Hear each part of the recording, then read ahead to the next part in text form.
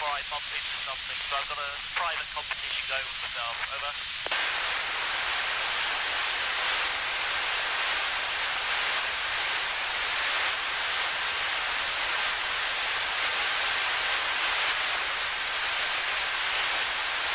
Hi Elizabeth, that's a great question, and we do get a very different perspective of planet Earth from up here. And I think that you appreciate the planet as a whole a lot more. I mean, certainly in terms of weather systems. For example, at the moment, looking at the fires in Alberta and seeing how that smoke is affecting the whole continent of North America, it does give you a different perspective of our planet, and certainly a huge appreciation for how fragile our atmosphere is well. Over.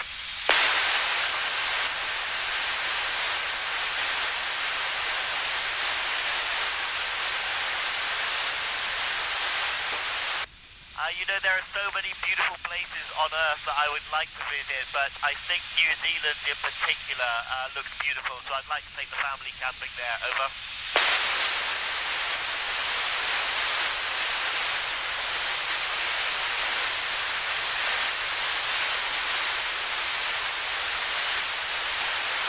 Hi Freddie, yes, I think we will return people to the moon, hopefully in the short term.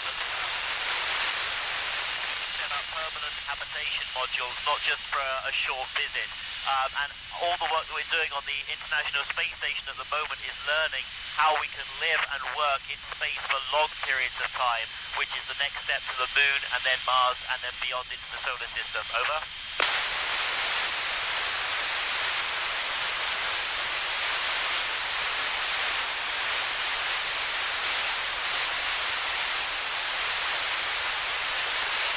Hi Naomi, well there are many things that will improve the quality of life on Earth. I mean, in particular we're looking into the aging system quite a lot with a lot of the human life science research that we're doing. And so that will help our aging population to remain fit and healthier for longer, for which will benefit everybody. And also, of course, there are specific diseases that we're looking into in respect of viruses and protein crystal growth that can help people with diabetes and motor neurone disorders, that kind of thing. Over.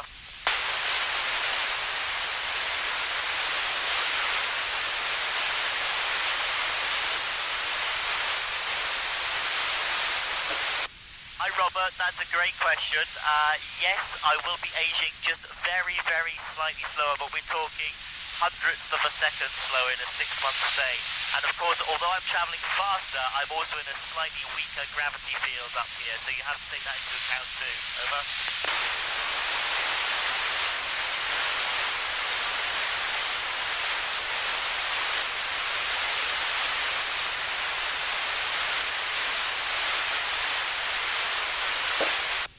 Hello Ben, well I can promise you you're not alone in thinking about that question. There are many people who wonder the same thing, and the greatest scientific minds in the world have still not answered that question.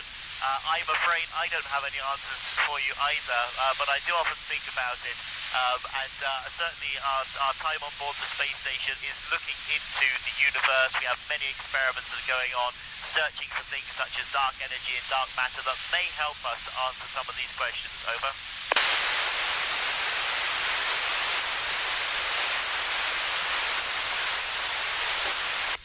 Hello Robbie, yes, sunrise and sunset are particularly spectacular. I love going to the cupola and watching them anytime I can and trying to capture the stunning colours on camera as well. So yes, I do think they're very spectacular up here. Over.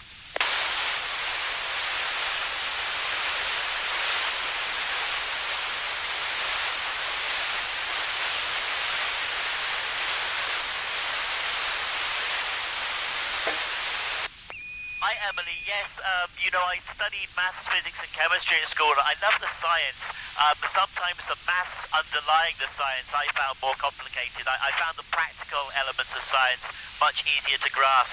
So I got some extra help with the maths, and I would say to anybody who's struggling is just stick with it, talk to people, try and find out people who can help. And also try and find out what it is that interests you, and as soon as you put things into perspective with something that really interests you, and for me it was flying that I was passionate about, the maths all fell into place. Over.